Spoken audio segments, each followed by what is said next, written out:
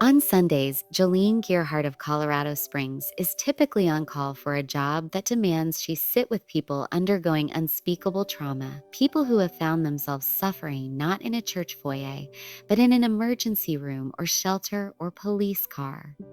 As a volunteer victims advocate, it is Jolene's duty to hold the hand of those who are often experiencing their very worst day, assuming they let her. As many of Jolene's clients have just been rescued from domestic violence or sexual assault, physical touch is often the last thing they want. But Jolene makes it her mission to at least seek a moment where she can look them in the eye long enough to say, "This is hard work, but you are worth it. You deserve freedom, happiness, safety." Jolene believes, "I can't change the world, but I can try to give people hope." Last November, Jolene was called onto the scene of a horrific tragedy that hit too close to home. There had been a mass shooting at Colorado Springs' only LGBTQ plus night spot, Club Q, the night before Transgender Awareness Day. 3 emergency rooms were swarming with people hoping to identify their loved ones on the lists of survivors. Jolene steeled herself to provide support to numerous families asking the toughest of questions. One family was unsure how to answer whether they were looking for a Jane Doe or a John Doe as their child identified as transgender, which ended up being an important distinguishing marker that night. Unfortunately, that family, along with 4 others, received the worst news. Among the 24 injured by gunfire, their loved ones would not be coming home. It was a long week for Jolene as she worked alongside the care staff, hoping to do whatever she could to help her community heal. As a victims advocate and the mother of an LGBTQ plus child, Jolene was uniquely qualified to serve in that unpleasant space, a role she says has only brought her closer to her savior. The Jolene Gearhart of 6 years ago might not recognize who she is today, an evolved figure of strength who works as an ally and advocate in spaces she once found foreign and uncomfortable.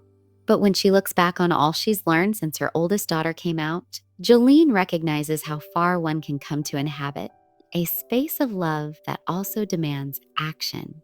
Just as she serves as a victim's advocate, Jolene has taken it upon herself to speak out about how we can better love and serve the LGBTQ plus community. Something she says she initially struggled to do, having been raised in an extremely by-the-book LDS family. Jolene and Thomas Gearhart's oldest daughter, Allie, almost 24, broke the expectations of her conservative upbringing by choosing to not attend a church school after high school. Instead, she flew over Utah and further west to Laguna Beach, California, where she enrolled in the Laguna College of Art and Design. While Thomas was supportive of whatever school Allie chose, Jolene was anxious about who she might be surrounded by while taking comfort that at least she'd have relatives nearby. Allie's parents said they were thrilled to see her seemingly thriving in college. They were much less thrilled when Allie called them during spring break of her freshman year to tell her parents, "I think I'm bi." Allie now identifies as lesbian. Jolene says Thomas was very calm about it, but that she cried and cried. "I spent a week in bed. I definitely said some things I wish I hadn't. I know so much more now." Jolene spent those initial moments reflecting on her daughter's high school years, chalking up her lack of dating interest to the fact there were few LDS options, and anything else would defy Allie's strict only date LDS members upbringing. But Jolene considered how Allie also hadn't seemed very interested in church dances or girls' camp. Her mother had always figured that was because she was a little more introverted. Now this same daughter was telling them she'd seen a movie she really identified with that had helped her come to terms with her orientation. Jolene says, "I felt like I was grieving like a kid had died. It was hard for me to navigate." Allie had told her siblings, Claire, now 21 and married to Brandon, Ainsley, 20, and Rainier, 15, her news 6 months prior to telling her parents. And the kids all reacted well and were supportive of Allie, though they were upset at the tumultuous home life they experienced navigating their parents' emotions at the time. But her siblings were the first to say they'd understand if Allie left the church if it caused too much pain. Jolene says, "We asked dumb questions about LGBTQ issues and wondered if her coming out might be because she was hanging out with other LGBTQ people." myths we had trained ourselves to believe to get away from accepting the community. But as their new reality settled in, Jolene decided she needed to learn a little more and began to look for resources. She says she remembers feeling like a dirty kid buying Richard Osler's book, Listen, Learn, and Love. But as she read it, something sank in. The feeling that Osler's approach of listening, learning, and loving made common sense. Now it's a book she recommends wholeheartedly and often. When she asked her daughter why she didn't say something sooner, Allie told her that due to the faith in which she'd been raised, it was also off their radar.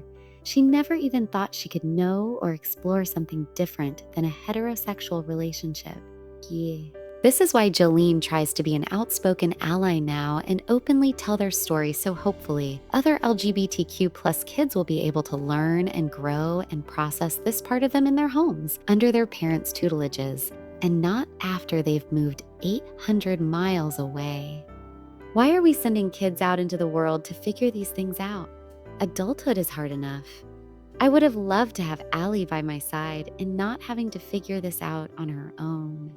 Jolene appreciates that in her former ward, there was a gay young man who the bishop took under his wing and designated as a quorum leader, embracing his authenticity. It's sad to her Allie didn't have a similar experience. After facing a few tough years, Jolene is so proud that Allie has since graduated from college and is now working a grown-up job and can pay all her bills and live on her own. I never thought I'd be so thrilled to have a kid working, but I am. I love that she's happy and busy working. Allie tried to attend the singles ward near her college for a few months, but after a particularly painful talk on the family proclamation broke her, she ran out of the building crying and hasn't been back since. Jolene says she's fine with this now, but it saddens her how Allie's at times struggled alone in California to figure things out. While shunning the idea of a loving God and sometimes struggling to share the interests of her family, Allie has joked she's the black sheep of the family, having developed an affinity for crystals, tattoos, and is independently spiritual.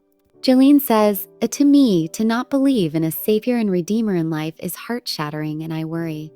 But she has a good head on her shoulders. Jolene says that now that Allie's out of the church, she still recalls how we judge people and what we think of people like her.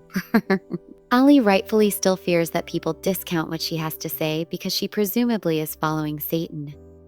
Allie grew up in it and says she values it, though it's not for her. Allie had always maintained a close relationship with her sister Ainsley, but things became a little awkward when Ainsley prepared to leave to serve an LDS mission to Mongolia in June of 2021. Jolene also felt a ton of anxiety and conflicting feelings about Ainsley going. I've questioned why I'm sending a daughter out, though it was her choice to preach and share the gospel when we now have very conflicting ideas. Jolene found much comfort, though, and felt seen by God when Ainsley was called to a Namtag-free mission to Mongolia, where, rather than a proselytizing one, her mission emphasizes Christ-like love through service. Ainsley is currently teaching English to kids and can only a missionary if someone asks. Ainsley spends a couple hours each P-Day on Facebook Messenger with her mom and sisters, a time the women cherish. But church-centered experiences like these can still be hard for Allie. Like when Claire recently got married in the temple and she had to wait outside. Jolene is very grateful more couples like Claire and Brandon now prioritize civil wedding ceremonies in addition to temple services that can feel exclusive. She loves how both Allie and their son, who was 12 at the time, got to stand up and watch their sister exchange vows. Claiming she wears my emotions on my sleeve, Jolene has found much comfort in talking with other mothers in this space about the best ways to support their LGBTQ kiddos. In the beginning of her journey, she frequented the Lift and Love online support meetings and still regularly recommends them to other friends and most recently a family member so they can join in community with others from across the nation and be honest about how we're feeling. In this space, we can find our way, preserve our authenticity, stay in our religion if we choose, and really help educate others so our kids can be who they are. Jolene also reveres an experience she had visiting the St. George and Circle House with friends on a Rainbow Moms retreat and feels church should be more like that, a place where people can be honest about who they are, bear each other's burdens, and mourn with those who mourn. You can skip over the fluff and really connect on a deeper level in this space. People respond so much more to real experiences. Jolene has seen how being Allie's mom has brought her much closer to the Savior and what really matters to her, which no longer includes the do's and don'ts of shame-inducing outward behaviors like overemphasizing dressing modestly and whether or not you smoke or drink coffee or tea.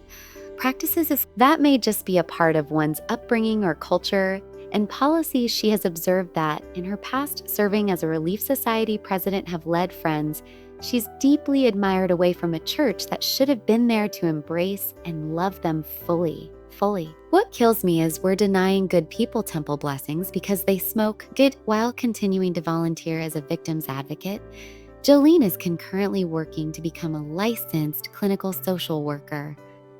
After learning she could study religious trauma and work as a therapist on a sliding pay scale, so all could afford her services at places like Encircle, she resolved that this is one thing I can do to help out in this space.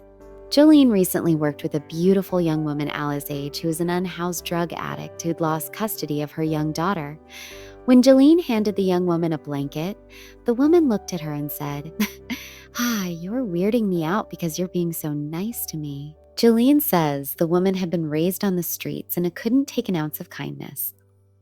Jolene realized that, for so many in privileged circumstances with support systems, how blessed and ignorant we can be as to what's really going on out there. Functioning people with healthy families are the minority, Jolene says, both in respect to my job and institutions like church. I often wonder, how many do we exclude because they don't meet our criteria? They don't talk like us or do what we want them to, so we push them away. We can't change the world, but I can try to give people hope and bring them in. Jolene often thinks of how her daughter must feel, being pushed out of a system that has no place for her. It's a similar feeling to when she holds the hands of some of the victims she works with when authorities come in and force them to answer ridiculous questions as part of their investigation, shortly after a survivor has suffered assault. Jolene says, the Savior wants us all to be victims advocates. We may not all have huge traumas, and I hope we don't, but the Savior is there for all. He wants us to be there for each other.